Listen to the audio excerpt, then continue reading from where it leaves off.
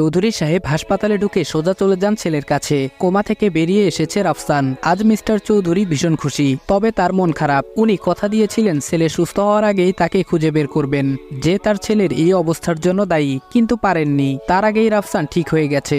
নিজের মনে মনে এগুলো কথা ভেবে চলেছেন মিস্টার চৌধুরী। এমন সময় পেছন থেকে কেউ একজন বলে ওঠে, স্যার আসবো? মিস্টার চৌধুরী অবাক হয়ে বলল, তুমি এখন এখানে? সে বলল, হুম। মিস্টার চৌধুরী বলল, কাজের কাজ কিছু হয়েছে? সে বলল, স্যার সেই খবর দিতেই তো এখানে এসেছি। মিস্টার চৌধুরী বলল, কি খবর? সে বলল, বলছি স্যার। তারপর সেই লোকটি বলা শুরু করে, স্যার প্রথম খবর, আপনার বেয়াই মানে আফজালাল ইমরানের হারিয়ে যাওয়া ছোট ছেলেকে খুঁজে পাওয়া গেছে। মিস্টার চৌধুরী বলল, ইয়ার কি করছো আমার সাথে? সে বলল, কেন স্যার? মিস্টার চৌধুরী বলল, কাকে খুঁজে পাওয়া গেছে আর কে হারিয়ে গেছে আমার জানার কোনো ইচ্ছে নেই, আসল খবর বলো। সে বলল, স্যার উত্তেজিত হবেন না, আমার কথাগুলো শুনুন আগে। মিস্টার চৌধুরী বলল, বলো। সে বলল, দ্বিতীয় খবর, আমাদের রাফসান বাবার এই অবস্থার জন্য যে দায়ী তাকেও খুঁজে পাওয়া গেছে। মিস্টার চৌধুরী বলল, কি? সে বলল, ইয়েস স্যার। মিস্টার চৌধুরী বলল, কোথায় সে? বল এক্ষুনি। সে বলল, স্যার আগে আমার কথাটা শেষ করতে দিন। মিস্টার চৌধুরী বলল, আরো বাকি আছে। সে বলল, তৃতীয় খবর, আমাদের সিক্রেট কারখানায় সেদিন কে রেড করার চেষ্টা করেছিল তার খবর পাওয়া গেছে। মিস্টার চৌধুরী এখন আর কোনো কথা বলছেন না, শুধু চুপ করে শুনেই যাচ্ছেন। আর সেই লোকটা বলে চলেছে, সে বলল, আপনার ল্যাপটপ থেকে সব ইনফরমেশন গায়েব কে করেছে তাকেও খুঁজে পেয়েছি স্যার। মিস্টার চৌধুরী বলল, হোয়াট? সে বলল, ইয়েস। আপনি যে ছেলেটার কথা বলছিলেন রাজ? মিস্টার চৌধুরী বলল, হুম। সে বলল, তার খোঁজও পাওয়া গেছে। সে কি করে, কোথায় থাকে? মিস্টার চৌধুরী বলল, কেউ? আর বাকিগুলো কারা বল। ফার্স্ট সবকটাকে আমি এক গুলিতে শেষ করব। সে বলল, রিল্যাক্স স্যার। মিস্টার চৌধুরী বলল, তুই এবার বল কে ওরা সবাই, আর কোথায় পাবো? সবগুলোকে একসঙ্গে মারবো আমি। বলে মিস্টার চৌধুরী বেডে শুয়ে থাকা রাফসানের কাছে গিয়ে ওর চোখের দিকে তাকিয়ে বলে, সবকটাকে যেভাবেই মারি না কেন, কিন্তু আমার ছেলের এই অবস্থা যে করেছে আমি তাকে টুকরো টুকরো করে কুকুরকে খাওয়াবো। সে বলল, স্যার আমার খবর কিন্তু এখনো শেষ হয়নি। মিস্টার চৌধুরী বলল, বল কে এরা? সে বলল, স্যার রাফসান বাবার এই অবস্থা যে করেছে, আমাদের সিক্রেট কারখানায় যে ফার্স্ট রেড করার চেষ্টা করেছে, আপনার ল্যাপটপ থেকে যে ইনফরমেশন সরিয়েছে, এরা কেউ আলাদা ব্যক্তি নয় স্যার। মিস্টার চৌধুরী বলল, কি? সে বলল, হ্যাঁ স্যার, রাজও কিন্তু রাজ নয়। এরা কেউ আলাদা আলাদা ব্যক্তি নয়, একজন।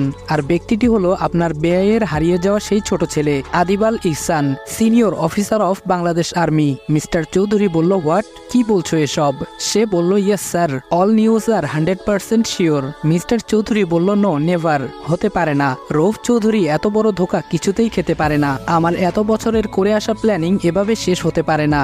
সে বলল, বোকামি হয়ে গেছে স্যার, আমরা এতটাই ওভার কনফিডেন্স ছিলাম যে আমাদের দুর্বলতার সুযোগ কেউ নিতে পারে আমরা তা কল্পনাও করতে পারিনি। মিস্টার চৌধুরী বলল, সে এখন কোথায়? সে বলল, হাসপাতালে। তারপর লোকটি সব ঘটনা খুলে বলে। মিস্টার চৌধুরী বলল, কি ঈশিতা পুলিশ অফিসার? সে বলল, ইয়েস স্যার। মিস্টার চৌধুরী বলল, ওহ গড, তুই এত বোকা কখন হয়ে গেলি চৌধুরী? বাচ্চা বাচ্চা ছেলে মেয়েগুলো তোর নাকের ডগা দিয়ে তোর সাজানো স্বপ্ন ধ্বংস করে দিচ্ছে প্রতিনিয়ত, আর তুই টের পেলি না। কথাগুলো সে নিজেই নিজেকে বলছে আর একের পর এক লাথি মারছে হাসপাতালের দেয়ালে। Don't worry dad. হঠাৎ কারো মুখে এই কথা শুনে দুজনেই পেছন ফিরে তাকায়। মিস্টার চৌধুরী বলল, তুমি কেন উঠলে? শুয়ে থাকো।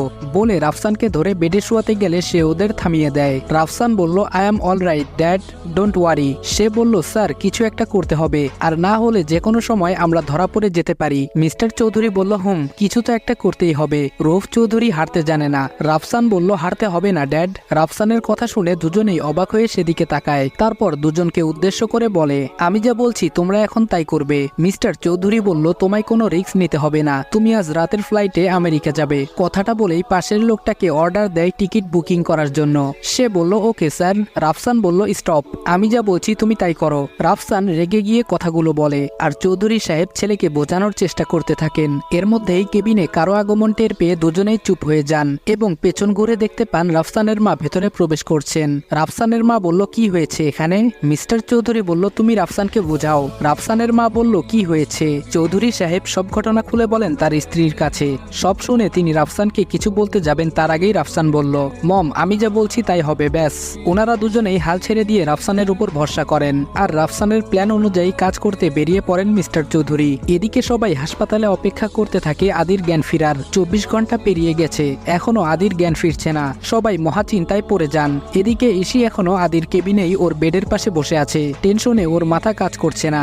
ঘড়ির দিকে তাকিয়ে সে অবাক হয়ে যায়, আর তাই সে উঠে যায় ডাক্তারকে ডাকার উদ্দেশ্যে। হঠাৎ কারো কণ্ঠ শুনে ইসি পেছনে ফিরে দেখে আদি চোখ খুলেছে। ইসি বলল, আদি তুই ঠিক হয়ে গেছিস? আদিকে চোখ খুলতে দেখে ইসি খুশিতে আত্মহারা হয়ে পড়ে, কিন্তু ওর হাসি বেশিক্ষণ স্থায়ী হয়নি, কারণ তার আগেই আদির শ্বাসকষ্ট বেড়ে যায়। তা দেখে ইসি ঘাবড়ে গিয়ে ডক্টর ডক্টর বলে চিৎকার করতে থাকে। কেবিনের ভেতর থেকে ইসির চিৎকার শুনে সবাই ছুটে আসে ভেতরে। সবাই জানতে চায় কি হয়েছে, কিন্তু ইসি কারো কথার জবাব দিতে পারছে না। সবার প্রশ্নের মাঝখানে ডক্টর ভেতরে চলে আসেন। ডক্টর বলল, দেখি সরে দাঁড়ান সবাই। ইসি বলল, ডক্টর আদি চোখ খুলেছিল, আমার নাম ধরেও ডেকেছিল, কিন্তু ডক্টর বলল, ম্যাম শান্ত হন, আমাকে দেখতে দিন। ভাবি এসে ইসিকে টেনে নিয়ে যান উনার দিকে। ইসি সরে দাঁড়ালে ডক্টর গিয়ে চেক করে আসেন। বাবা বলল, ডক্টর কি হয়েছে? ডক্টর বলল, চিন্তার কিছু নেই, ভয় কেটে গেছে, তবে এখন সাবধানে থাকতে হবে। সবাই বাহিরে চলে যান প্লিজ।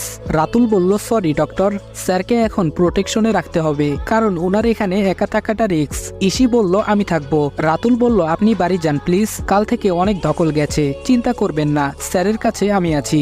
ইসি বলল, না আমার সমস্যা হবে না, আমি থাকতে পারবো। ভাইয়া বলল, ও ঠিক বলেছে ইসি, বাড়িতে চল। ডক্টর তো বলল আদি এখন আউট অফ ডেঞ্জার। অনিচ্ছা সত্ত্বেও সবার জোরাজোরিতে বাড়িতে যেতে বাধ্য হয়। রাতুল ইসিকে বারবার বোঝায় চিন্তা না করতে, সে আছে এখানে। অন্যদিকে সুজন আর বাকি তিনজন অফিসে পৌঁছে কাজে লেগে পড়ে। সুজন তাদের পেনড্রাইভ থেকে পাওয়া ইনফরমেশনগুলো দেখায়, যা দেখে অবাক হয়ে যায় সবাই। নীরব বলল, স্যার এসব কখন করলেন আপনারা? সুজন বলল, এই প্ল্যান সম্পর্কে আদি তোমাদের কিছু জানায়নি? অগ্নি বলল, না স্যার। সুজন বলল, ওকে তাহলে শুনো আমি বলি। তারপর সুজন তাদের সব ঘটনা খুলে বলে। সব শুনে আয়াস বলে, যাই বলুন স্যার, আদিপ স্যারের কিন্তু ঝুঁকি নেওয়ার বড্ড সাহস আছে। অগ্নি বলল, হয় কেল্লাফতে আর না হয় লড়াই মাঠে। সুজন বলল, ঠিক বলেছ, এখন ভালোই ভালোই ছেলেটা সুস্থ হয়ে আমাদের মাঝে ফিরলে হয়। নীরব বলল, ফিরবে স্যার, খুব তাড়াতাড়ি ফিরবে আমার বিশ্বাস। সুজন বলল, তাই যেন হয়, বলে সবাইকে তাড়া দেয়। সুজন বলল, চলো চলো সবাই কাজে লেগে পড়ো, আমাদের সময় কম। তারপর সে সবাইকে কাজ বুঝিয়ে দেয়, আর ওরা সবাই নিজের কম্পিউটার অন করে বসে পড়ে কাজে। কাজের ফাঁকেই হঠাৎ অফিসের ল্যান্ডলাইন বেজে ওঠে।